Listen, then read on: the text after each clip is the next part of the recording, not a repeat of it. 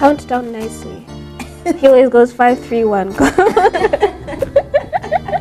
bottom line is he was rich and he was young. And he was a ruler, he was an influential person in the society. Welcome to Energ-Aid, a program for young people just like you and I. As growing up as a refugee and being able to go to school and being a doctor, you know, it was... Wow. Yes, because how do you learn more about him if you don't doubt? You don't doubt. Wow. By the way, you can't even trust God if you don't doubt. Do you know that?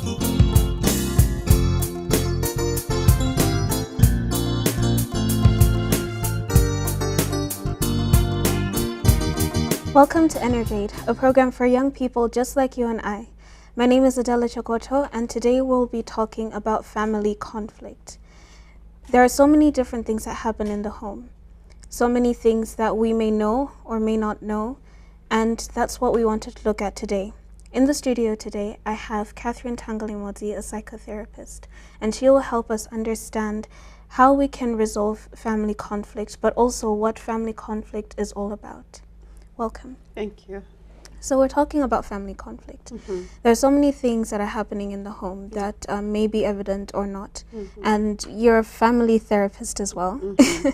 And I'm sure you have met some cases where maybe parents may be going through a divorce or a child is being abused in the home. And that's what we want to look at today. So what are some of the effects that family conflict has on the child in the home? All right.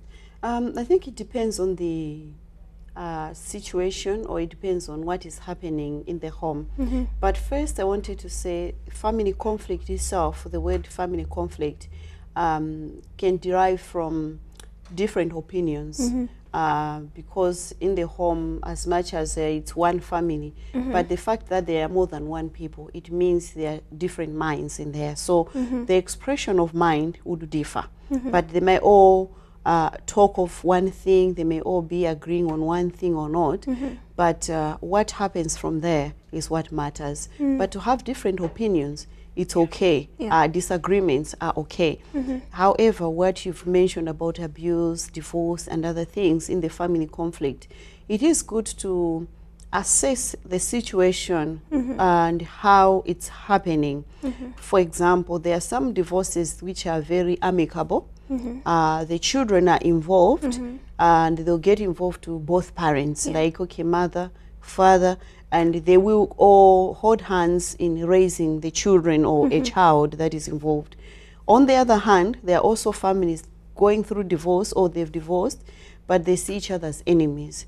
So there will be a parent maybe poisoning children or the child against the other parent. So in those family conflicts, we need all to look what is happening around us. And I want to say that whatever happens between mother and father in the home, whether they're going separate ways, does not concern the children. Children should always be innocent, because their conflicts, though the children will face the consequences of parental decisions, but they should never get involved in the welfare of their parents unless there is abuse. Okay. I don't know if that is making clear. Unless there are issues of abuse, maybe they may get involved.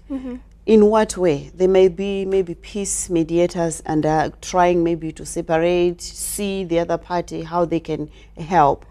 But this mentality of saying the children are mine, your father is bad, or your mother is a witch, this is that. You find that this is one thing that has affected lots of young men and women here in Malawi, by the way. You find a lot of maybe children that have been entangled into the battles that haven't been theirs. Yeah. And what should parents know, besides the fact that they shouldn't involve their children in whatever conflicts that they're going through? What other things should they know about how maybe their conflict affects their child, or just generally that, you know, when things are happening between parents, what should they know about that? Parents should always know that, I like these words, the most expensive school that a parent can send a child to is not all these expensive schools or academies they send children to, but it's the home. So the most expensive school that we send our children to, it's the home. Why is the home? Because the home is where care, love, and everything is there. So children learn by observing. So whatever conflicts are happening, children are learning. Even if you try to hide words, you know, you'd be surprised that a lot of children know that my father maybe is not good, doesn't talk well to my mom. Yeah. It really upsets me. My father is very manipulative. He's an angry man. He's this. But the father thinks children don't know anything. They'll come and say, you know, my mother is really worst person. You just see her at church like that. But, you know, she does this to my dad. She does the way she talks. I'm not really happy. It's affecting me. So it really leaves emotional baggage on children. Because on the other hand, children, like, they don't know how to help the other parent. Yeah. And to them, they just suck it in and they go into their bedrooms, whether on the phone, they cry, the parents don't know anything. In the morning, they ask for money, the parents just take money and give them, not looking after their emotional well-being. So it leaves very great emotional baggage on the children. And if parents don't know this, let them hear this. There's a lot of baggages that young ones are carrying today, which is not their baggages. You imagine a father comes home maybe 12 midnight, 1 a.m. shouting, you know, this at the mother. He is assuming that the children are sleeping. Or he's an absent father, by the way. He comes and goes, comes and goes. What is happening? Children are learning either way. Yeah. So the effects of it, they may not see it today, but surely with time, it will show whatever happened. Yeah. Yeah. And also coming from a Christian background, of course, you know, you're a Seventh-day Adventist. What other advice would you give to parents? Because I feel as though conflict arises, obviously, when there's disagreement. Is there anything that you can do to prevent that from happening? Conflicts always be there. Yeah. We can prevent maybe the aggressiveness of it when it comes very aggressive, when it will be very abusive and all other stuff, when you are harming other people because of a conflict. We can prevent that. However, I wanted to say we need to learn to realize the stages where our children are. Okay. What stages do I mean by that? When a child is born, maybe from 0 to 5, it's more of a physical, a little bit of mentoring. We mentor them through our behaviors when we show them what we are doing. But as time progresses, as the children are growing, they become more, their cognitive patterns will develop. All they are looking for is, okay, let's talk. Treat me as also I'm growing up. Respect me with, they cannot say those things, but we have a way of showing respect in our own way to our children and even to our parents. So the children are calling for, okay, let's talk more, let's do this more. As you may recall, maybe the children at earlier age, they'll be asking, Daddy, can you help me with this? Yeah. Dad will be like, oh, today I'm busy. Can you ask your mom? Tomorrow, Daddy, I want you to, can you listen what happened to school? Dad, oh, can you wait? I'm busy, I want to watch news. Oh, tomorrow, Daddy, please, just this story. I want you to listen to this. Oh, please, I said I'm busy, go to your mom. Maybe after 4th days, fifth day, the child won't come back. Yeah. What you have told the child is, I get busy, I have no time to listen to you. The person who can listen to you is your mom, not me. You've broken out that bond, that time to be with a child. So most parents, even the conflicts today, when we say, if we ask the young ones your age, they'll be like, our parents don't understand us. They don't know what we are going That's through. what we say. They don't know what we are going through. Sometimes it's because maybe there was that time we did not listen, we missed that opportunity to engage properly, and we assumed that, okay, you're grown up now, so act and behave like a grown-up person, when we haven't actually shown you what a grown-up behaves like, what a grown-up needs to think like. So we need to show, okay, when you're growing up, these things change. Your way of thinking, your way of doing this, your way, it should all match. And I'm going to show you that. I'm going to be a leader to channel you, to model that. But what do we do? Act your age. Don't you know that you're growing? How old are you? We remind you of your age. How old are you? You're 18 and you behave like you're 9 years old. That is very passive. Okay, we need to be more assertive, maybe the way we talk, maybe the way we do. So the conflicts have devastating emotional consequences on the children. Either way. If it is The other way, learning to talk to children in a good way. What do they learn? They learn, okay, there is peace even in disagreements. You can disagree to agree on one thing. We learn that as well. So, okay, no. You're entitled to your opinion. I'm also entitled to my opinion. No offense. Let's move on. Where do you learn that from? From the parents as well, or from the people around them. So conflicts in the home, either way, they will have effects on the children. So we've talked about the parental side of family conflict, but now we also want to look at the child. We often hear of children, feeling that, they are responsible for whatever is happening between parents. So what advice, or what would you have to say to the child when there's family conflict? When there's family conflict, as I've said, it depends on whatever is happening. Of course, yeah. There are times conflicts will arise from maybe children themselves, because maybe they are misbehaving, they are not doing things in the right way, where parents feel like, okay, they are supposed to be doing A, B, C, D, E. We have taught you to do 1, 2, 3, but it's not happening. Family conflicts may arise as well. But it also takes from how parents look at the child. I've said there are different stages where a person goes through as we are growing up. I'm in a different level than you are, all right? So at your age, at your stage, there's also things that you ought to do. Being independent young woman, you might have thoughts that your parents will not necessarily agree with. Unfortunately, this is where most of conflicts arise in Christian homes, because maybe a child, you took her to church from 0, okay, to the age of maybe 18, they're independent. All of a sudden, they feel like, I don't feel like going to church today. I feel like I should be doing my own things. Conflicts arise. Oh, we've taught you this. All right? All those things happen. Or maybe I feel like I need to do career path, I need to take this way. Conflicts arise. And maybe you have also mom and dad being divided. Maybe the mother is taking side of the child to say, but okay, please, like a mediator, by the way, listen to what the child is saying. She's trying to say she wants to do A, B, C, D, E. And the father is like, no, I pay the fees. He does 1, 2, 3, 4. So conflicts arise from that as well. However, as you are growing, children should also be able to show independent views.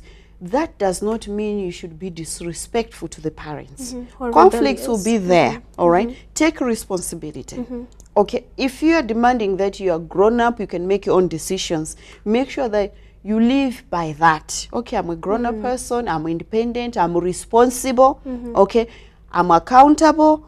All those things come together because of your age and maturity.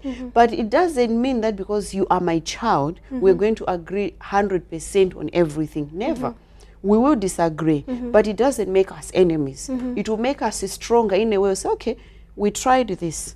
Why can't you try this? So the best way is negotiating process, okay, to meet in the middle ground. We look at this, okay, where are we at now? Okay, let's try this. It means you have all negotiated.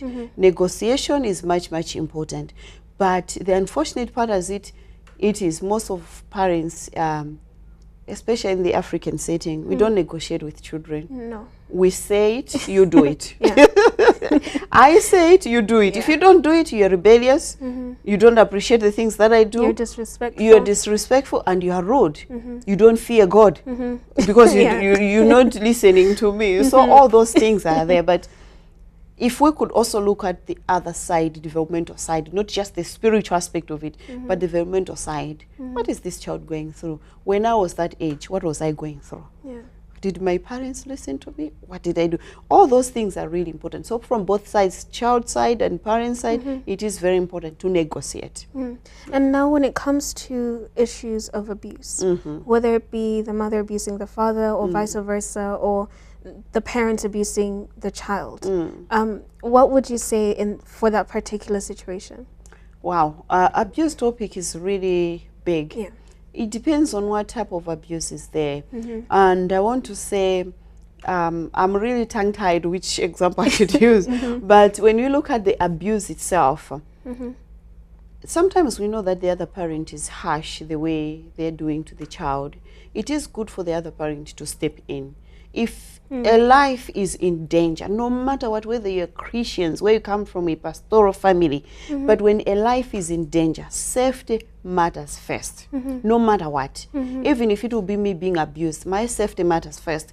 Remove the person from the dangerous place into a safety place. Look, if it is me, maybe my child is happening, I think my husband, this is happening, I have the power to say, you know what, I think where we are at the moment, this child is going to stay with my sister for some time. Two things here are eased up. What I'm doing is not trying to make enemies, but it's safety of the child first, comes first. Unfortunately, this breaks my heart that abuse goes in a circle, because we want to protect our husbands, our wives in the society, in the church. Oh no, my husband cannot do this. This child is manipulative. This child is rude. This child is a satanist. This child is a witch. We all say all those things. And I can even go and call other women to come and discipline you. Why are you doing this? Okay, don't say this. Or in other words, I can even come and say, you know what? Do you want to stop eating bread in this house? Do you want to stop going to school by car? Do you want to, while condoning abuse happening to a child? So that's the unfortunate part of it. And this really breaks my heart, because it happens even in Christian circles. But if we can prevent that, even talking about it, seeking for help, people who can help us, professional help, it is important. Don't just bottle up things to say it's a family thing, and yet things are going astray. The other effects of it, that's why today you find, that's not an excuse though, you find a lot of young, well-to-do women, and I mean girls and boys, maybe going to doing drugs, drinking, all that things. Sometimes it's because we haven't taken care of their emotional baggage. So what do? Let me go and drink. When I drink, I forget everything. Let me go and have drugs. When I have them, I'm high, I forget about everything. And then children are getting in trouble and trouble and trouble. Yes, there are some who are just doing it for the selfish reasons, for the peer pressure and others. But genuinely, there are others, they have gone into bad behaviors because of the effects of such things, abuse and other things. They take it on, you know, let me just drink, I forget about it, I'll go and sleep, tomorrow I'll drink again, not knowing that they're trapping themselves into something that will be unbreakable. We'll be right back after the song.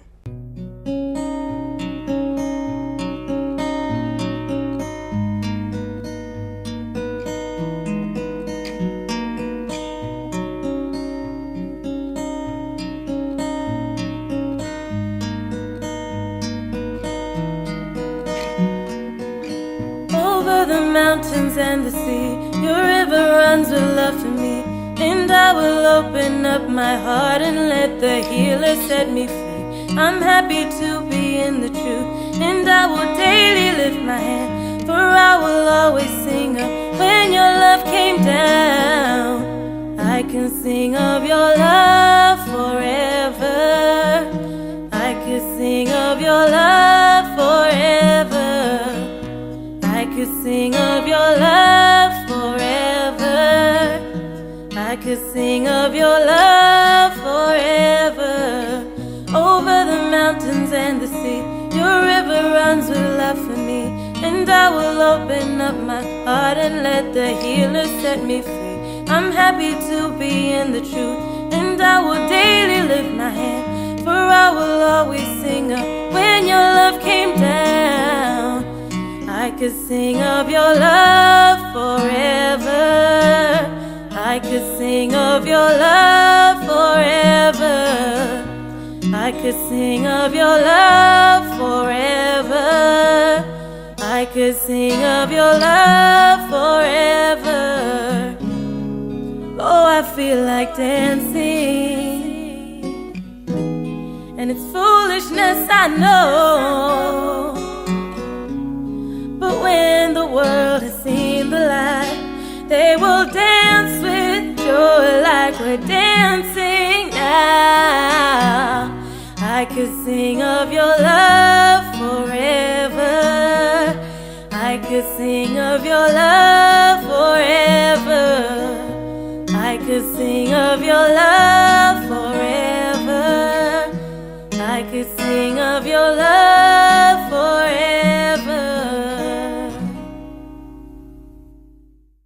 Before the song, we were talking about family conflict. We looked at several issues such as abuse, divorce, but also the parent's role and the child's role in terms of family conflict.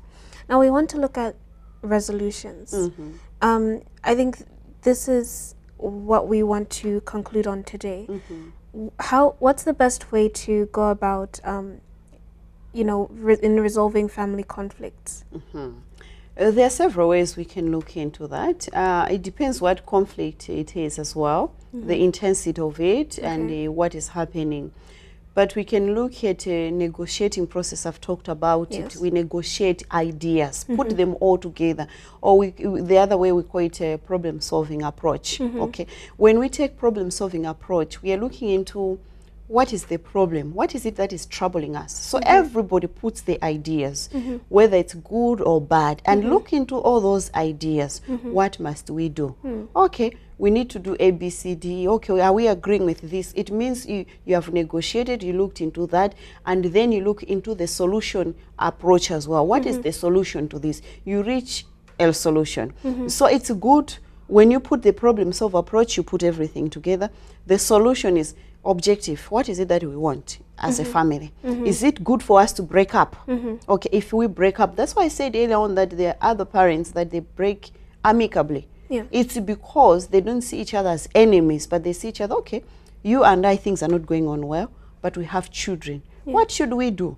For the sake of the child, for the sake of the children, you and I, what should we do? Okay, let's talk about this. Oh, you know what? You'll be seeing, the children will be with me because I stay at home. You'll be giving me provisions, whatever it is, and you'll be seeing children weekend. Come and pick them, bring them back on Sunday. It's because they were able to sit down, maybe with a third party, or maybe just themselves, and looked into the problem and have a solution out of that without poisoning the mind of the children.